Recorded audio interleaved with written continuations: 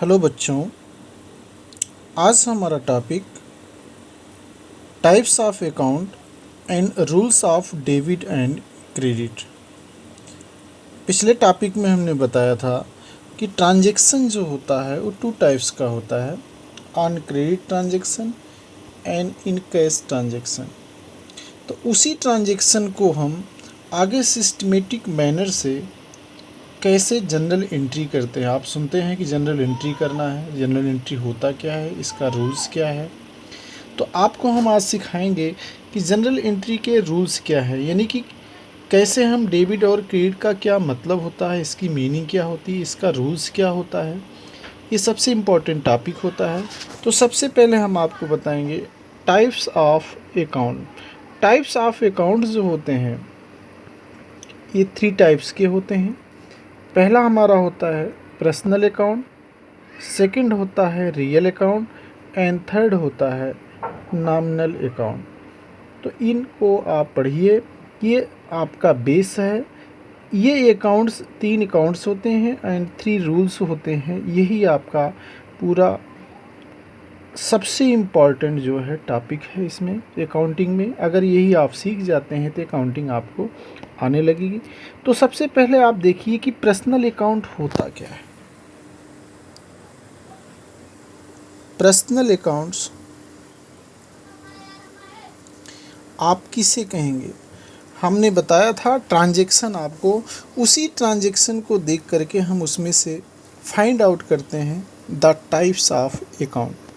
तो 3 types of account हो सकते हैं। तो सबसे पहले पर्सनल अकाउंट है। पर्सनल अकाउंट होता क्या है? अब आप बिजनेस को लेकर ही चलेंगे।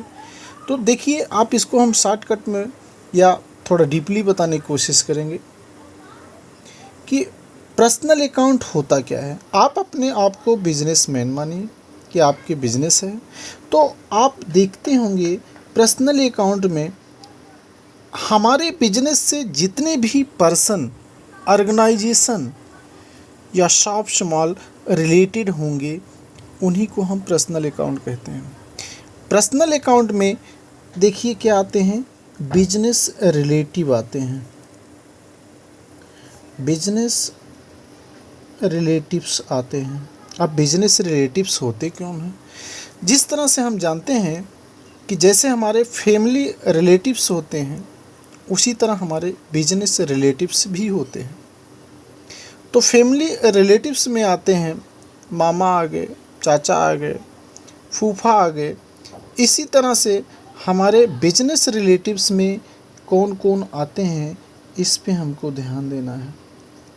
तो बिजनेस रिलेटिव में 2 बातें आती हैं, 2 पर्सन आते हैं जिसको हम लोग समझेंगे। एक को हम कहते हैं डेटर्स और सेकंड को कहते हैं क्रेडिटर्स। ध्यान से देखिएगा, बिजनेस रिलेटिव्स का मतलब ऐसे पर्सन जिनसे हम गुड्स परचेज करते हैं और ऐसे पर्सन जिनको हम गुड्स सोल्ड करते हैं, ऐसे ही पर्सन को हम बोलेंगे कि वो हमारे बिजनेस रिलेटिव्स हैं। तो बिजनेस रिलेटिव में आज आपको हम 2 वर्ड्स देखिए नए हैं, debtors and creditors. Debtors and creditors. अब आप ध्यान से पढ़िएगा कि पर्सनल अकाउंट में हमारे डेटर्स एंड क्रेडिटर्स आते हैं, यानी कि जिस पर्सन से हम गुड्स परचेज करते हैं और जिस पर्सन को हम गुड्स बेचते हैं, सेल करते हैं, वही पर्सन, वही ऑर्गेनाइजेशन हमारे लिए पर्सनल अकाउंट कहलाते हैं। अब डेटर्स क्या होता है, ध्यान से देखिएगा। डेटर्स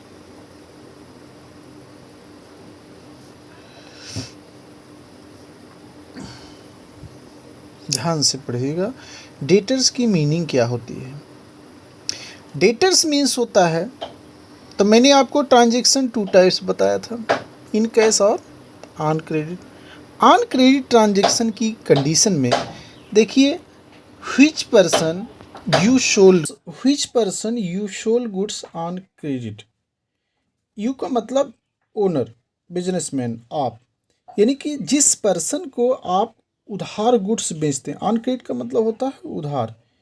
तो which person you sold goods on credit called debtors, यानी कि ऐसा पर्सन जिसको हम उधार गुड्स बेचते हैं, यानी कुछ समय बाद वो हमको पैसा देगा। ठीक है, तो हमारे पास वो कैश आएगा, यानी कि ऐसे पर्सन हमारी नज़र में क्या कहलाते हैं, डेटर्स कहलाते हैं। जैसे देख लीजिए, एग्जाम्पल देख लीजिए, goods sold to Hari ₹10,000। Goods sold to Hari, Hari देखिए इसमें क्या है, एक पर्सन है, इसलिए इसी को हम बोलेंगे कि ये हमारा पर्सनल अकाउंट है। अकाउंट को शॉर्टकट में A/C लिख देते हैं। हरी क्या है, पर्सनल अकाउंट है। हरी को हम और क्या कह सकते हैं, हरी हमारे लिए डेटर्स है। ठीक है, तो इस तरह से हर ट्रांजैक्शन में आपको पता करना है कि कौन सा, क्या उसमें कोई पर्सनल अकाउंट है, अगर है तो उसी का हम रूल्स फॉलो करेंगे। तो गुड्स सोल्ड टू हरी ₹10,000, इसका मतलब होता है कि हमने हरी को 10,000 का गुड्स बेचा। अब ऑन क्रेडिट लिखा है, ठीक है, नहीं लिखा है, सोल्ड टू हरी ₹10,000, तो हरी जो होगा इस ट्रांजैक्शन में, हरी ये एक अकाउंट है जिसको हम लोग पर्सनल अकाउंट कहेंगे। तो आपको हर ट्रांजैक्शन में देखना है, फाइंड आउट करना है कि किस टाइप का अकाउंट उसमें है। क्या कोई पर्सनल अकाउंट है, हाँ इसमें है। क्रेडिटर्स देखिए, क्रेडिटर्स की क्या मीनिंग होती है, हम अपने आप को बिजनेसमैन कहेंगे कि मैं गुड्स बेचा हूँ इसमें, लेकिन इस कंडीशन में क्या है, व्हिच पर्सन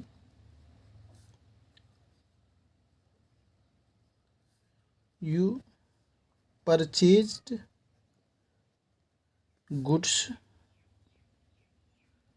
ऑन क्रेडिट, यानी कि जिस पर्सन से हम गुड्स उधार परचेज करते हैं, खरीदते हैं, उस पर्सन को हम लोग क्या कहते हैं, क्रेडिटर्स कहते हैं। ये दो वर्ड आपको हमेशा मिलेंगे, हर जगह मिलेंगे, हर क्वेश्चन में मिलेंगे कि डेटर्स की मीनिंग क्या होती है, क्रेडिटर्स की मीनिंग क्या होती है। ठीक है, ये डेटर्स है, डेटर्स से हमें पैसे लेना होता है, यानी कि हमने उसको गुड्स बेचा है, वो हमको कैश देगा, इसलिए इसको हम बोलते हैं एसेट्स। ये करंट एसेट्स होता है, वो बात बताएंगे। ये एसेट्स यानी कैश हमारे पास आएगा, हमारी एसेट्स बढ़ेगी। तो क्रेडिटर्स मीन्स क्या होता है, क्रेडिटर्स का मतलब होता है कि हमने किसी से गुड्स उधार परचेज किया है। इसका ठीक उल्टा, उसमें हम सोल्ड करते थे, बेचते थे। अब हम जिस पर्सन को गुड्स उधार बेचते हैं, वो सामने वाला पर्सन हमारे लिए क्या कहलाता है, क्रेडिटर्स कहलाता है। जैसे देख लो example, goods purchased from Shyam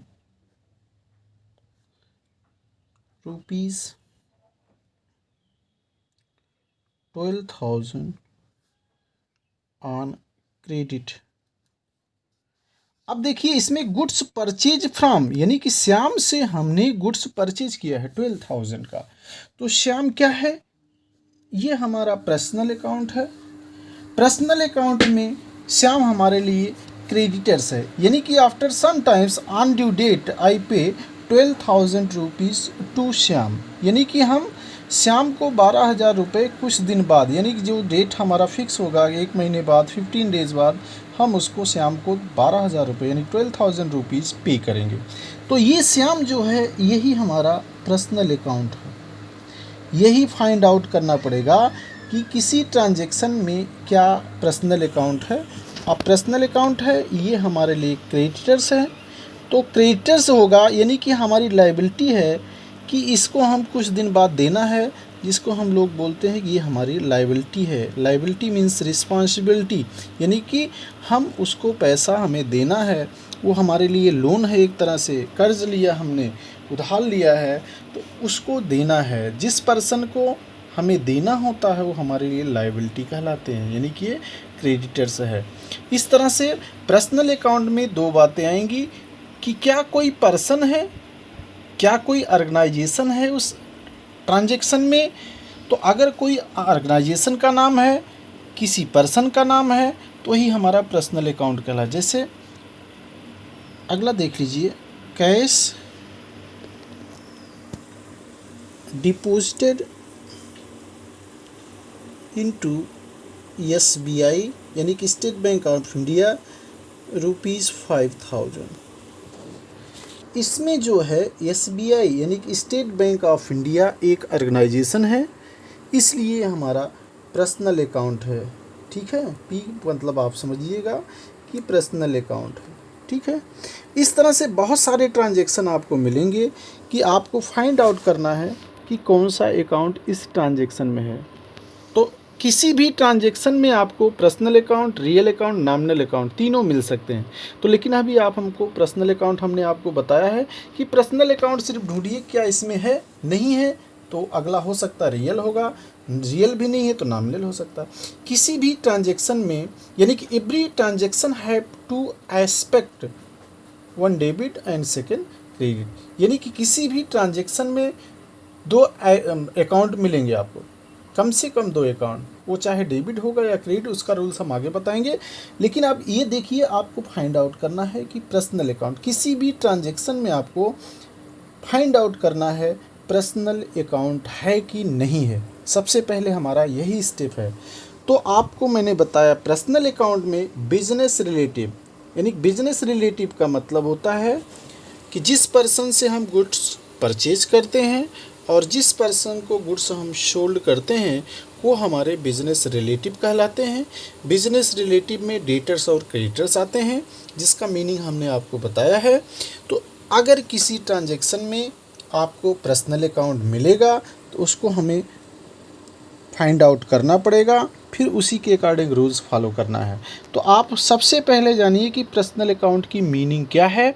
book में आपको दिया है, बुक का चैप्टर का नाम है बुक्स ऑफ ओरिजिनल एंट्री, यानी कि जनरल दिया है। उसमें आपको personal account, real account, nominal account के बारे में बताया गया है। उसको आप बुक से भी देख लीजिएगा और जब जो मैं आपको समझा रहा हूँ, एक्सप्लेन कर रहा हूँ, उसको थोड़ा सीरियसली पढ़िए, क्योंकि यही आपको मेन है। तो आज हम आपको पर्सनल अकाउंट इसमें बता दिए हैं। सेकंड हम आपको बताने चल रहे हैं रियल अकाउंट्स। तो आप समझिए कि पर्सनल अकाउंट में आपको हमने बता दिया है, ये सारा चीज़ आता है। अब सेकंड टॉपिक हम बताने आपको शुरू करें। सेकंड आपका है रियल अकाउंट्स। अकाउंट को शॉर्टकट में हम लोग सी लिख सकते हैं, एक डंडा लगा दीजिए, तो इसको शॉर्टकट में अकाउंट पढ़ते हैं। अब आपको हमने बताया ये हमारा बिजनेस है। बिजनेस में अभी आपको पढ़ाया हमने रियल अकाउंट और पर्सनल अकाउंट।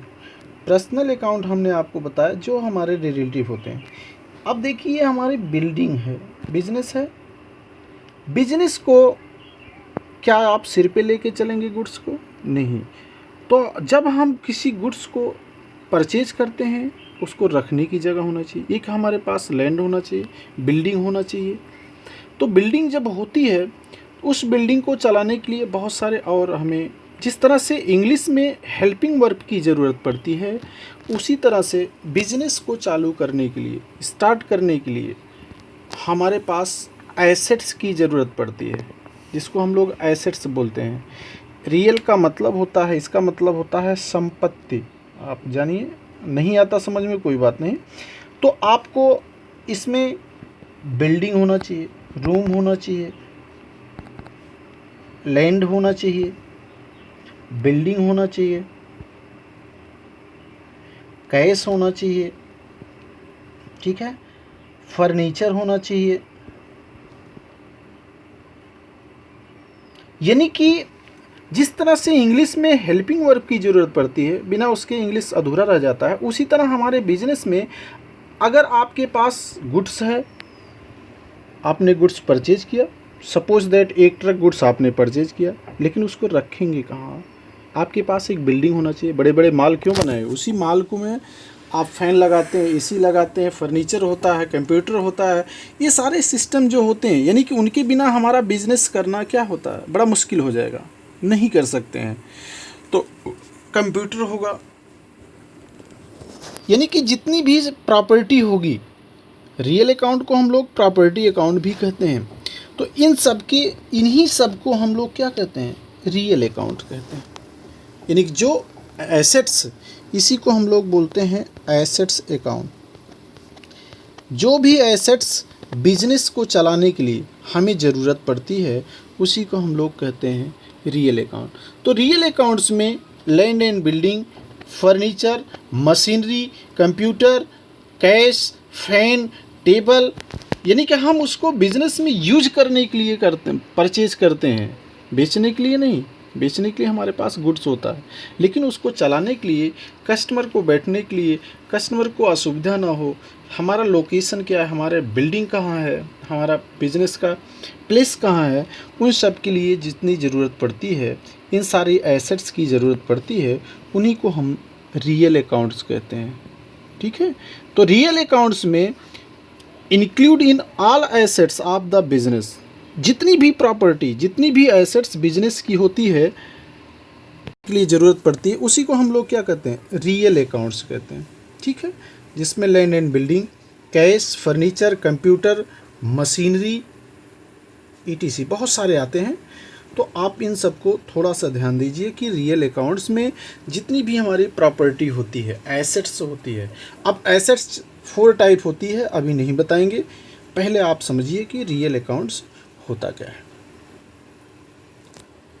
ठीक है, अब रियल अकाउंट्स में आपको समझ में आ गया। थोड़ा सा पीछे चलते हैं हम पर्सनल अकाउंट पे। पर्सनल अकाउंट में आते हैं तो आपको बताया था। अब आप लिखिए सबसे इम्पॉर्टेंट चीज़, रूल्स क्या है। रूल्स क्या है पर्सनल अकाउंट का? पर्सनल अकाउंट का रूल्स क्या है? डेबिट द रिसीवर और क्रेडिट द गिवर। जो पर्सन रिसीव करता है उसको हम लोग डेबिट करते हैं। डेबिट को शॉर्टकट में हम लोग DR लिखते हैं, क्रेडिट को शॉर्टकट में हम लोग CR लिखते हैं। अब एग्जांपल देख लीजिए, मैंने बताया गुड्स सोल्ड टू हरी ₹10,000। इसमें हरी हमारा पर्सनल अकाउंट है, हरी पर्सनल अकाउंट है। हरी अब रिसीवर है कि गिवर है? गुड्स सोल्ड टू हरी, यानी कि हरी को पास गुड्स जा रहा है, यानी कि वो रिसीवर हो गया, ये रिसीवर हो गया, इसलिए इसको हम लोग क्या करेंगे, DR करेंगे। ध्यान से पढ़िए, DR करेंगे। तो अगर कोई पर्सन किसी ट्रांजैक्शन में रिसीवर है तो उसको हम डेबिट करेंगे, और अगर वो गिवर है, देने वाला है, तो उसको हम क्रेडिट करेंगे। ये हमारा पर्सनल अकाउंट का रूल्स हो गया। तो किसी भी ट्रांजैक्शन में आपको हमने बताया, जैसे किसी भी ट्रांजैक्शन को आप लीजिए तो देख लीजिए, हम एक लेते हैं, गुड्स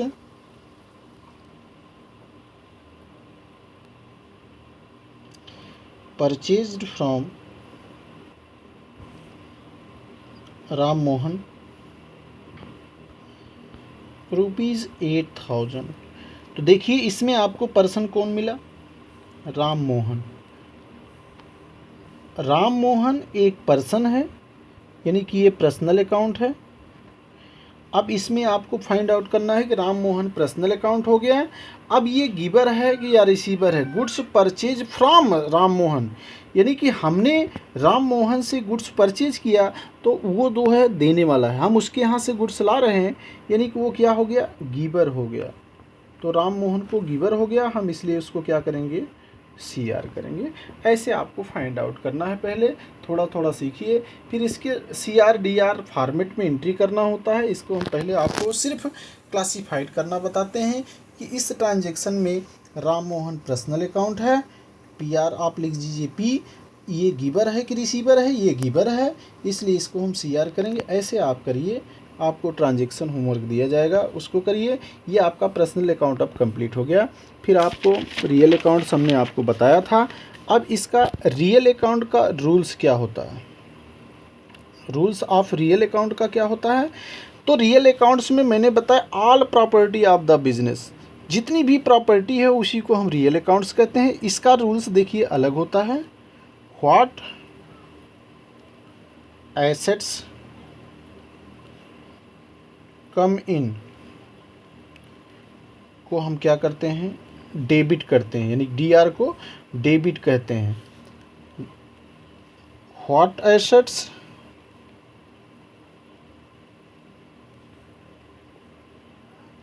गोज आउट को हम सी आर करते हैं। एग्जाम्पल देख लीजिए। फर्नीचर परचेज्ड रुपीज़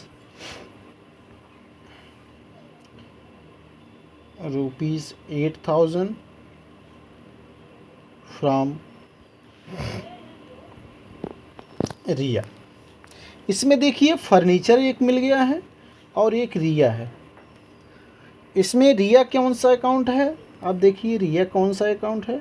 रिया को मैंने बताया था कि ये पर्सनल अकाउंट होती है, वो पर्सन है, तो रिया पर्सनल अकाउंट। अब ये गिवर है या रिसीवर है, देखिए हमने रिया से 8,000 रुपये का फर्नीचर परचेज किया, तो रिया क्या हो गई, गिवर हो गई, इसलिए इसको क्या करेंगे, सी आर करेंगे। जब ये एक सी आर होता है तो अगला हमारा फर्नीचर है। फर्नीचर हमारा रियल अकाउंट होता है। मैंने आपको बताया जितनी भी प्रॉपर्टी होती है वो रियल अकाउंट्स में आती हैं। रियल अकाउंट्स में अब फर्नीचर हमारे पास आ रहा है या जा रहा है, यानी कि फर्नीचर परचेज का मतलब हमारे पास आ रहा है, यानी कि इसको बोलेंगे रियल अकाउंट। ये इन हो रहा है, इन का मतलब आना, इसलिए जो आता है व्हाट्स एसेट्स कम इन को हम क्या करते हैं, डी आर करते हैं। यही हमारा रूल्स है कि एसेट्स अगर आ रही है तो डी आर करेंगे, व्हाट एसेट्स गोज आउट को हम क्या करेंगे, सी आर करेंगे। तो आज हम इतना ही बताएंगे, अगले में आपको नॉमिनल अकाउंट के रूल्स बताएंगे। इसको ध्यान से पढ़िए, थोड़ा बुक से पढ़िए, पेज नंबर 8.4 से आप बुक से भी पढ़ सकते हैं, और इसको ध्यान से पढ़िए। ये सारे रूल्स आप फेयर कॉपी पर उतारिए, लिखिए, आप जो भी प्रॉब्लम होती है वो पूछिए, और कुछ ट्रांजेक्शन हम अगला टॉपिक में बताएंगे, देंगे।